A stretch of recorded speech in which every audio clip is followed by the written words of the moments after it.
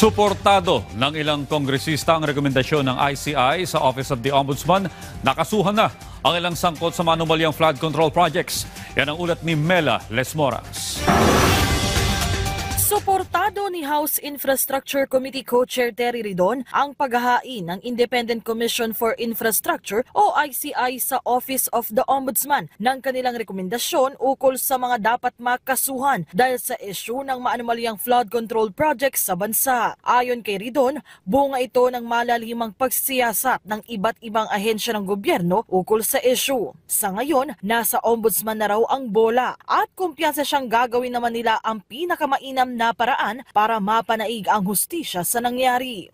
Well, yan naman na ho yung, I guess, logical result of everything that we had been working on. So, I think may timeline naman pong binanggit na ho si Ombudsman Remulla in the last few days. I think no more than 60 days. So, for PI, preliminary investigation. So, hopefully, within the next month or next 2 months, meron na pong formal charges that will be filed at sa Digan Bayan.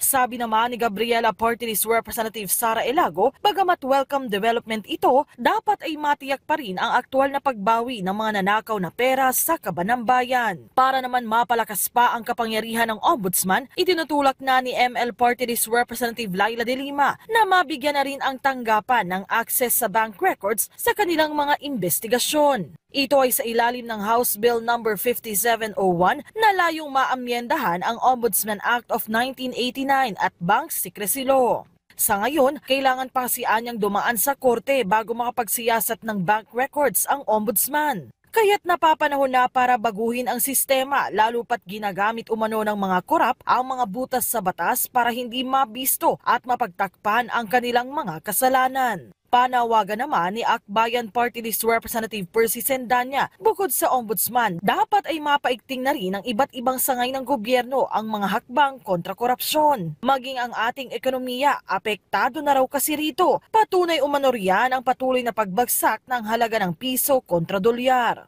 Habang sinasabi ng iba that corruption is a political issue, more than that, corruption is an economic issue at nararamdaman natin siya ngayon. Mela Lesmoras para sa Pambansang TV sa Bagong Pilipinas.